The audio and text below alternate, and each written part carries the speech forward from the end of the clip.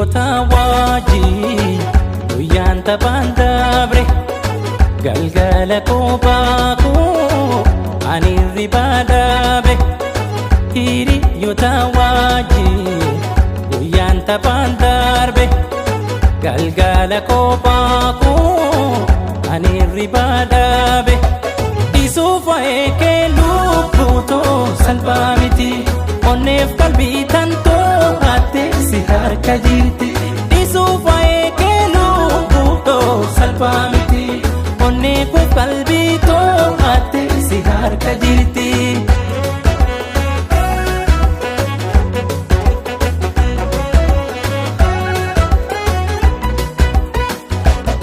Bakka kuma laaluun rakkoon saas kumumaa abdiin kutu sirraa ansi eegasumaa.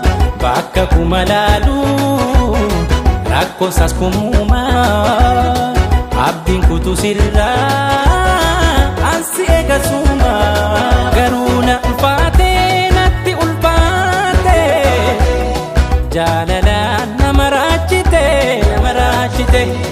Waa'een kee natti ulfaate jaalalaan nama raachite. Maaloo yaadame na kottume natti cime natti cime. Maaloo yaadame na kottume natti cime natti cime. Maaloo yaadame na kottume natti cime natti cime. Maaloo yaadame na kottume natti cime.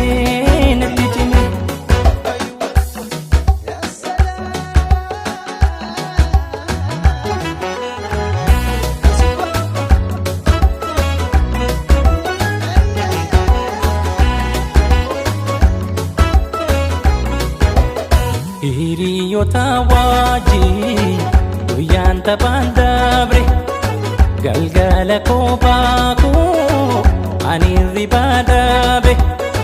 Hiriyoota wajjin guyyaan taphaan darbe galgala kophaa koo ani hirribaa dhabe.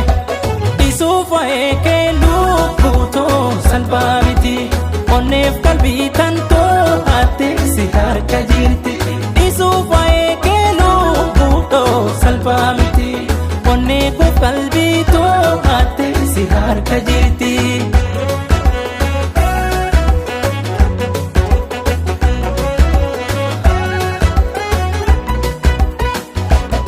Yoo ati nan beeyne miidhamu koo beeki silaa sin rakkisu jaalala naaf argi.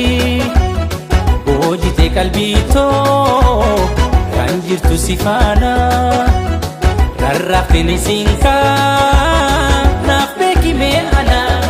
Garuu na ulfaatee natti ulfaatee jaalalaan nama raachite nama raachite. Waa'een kee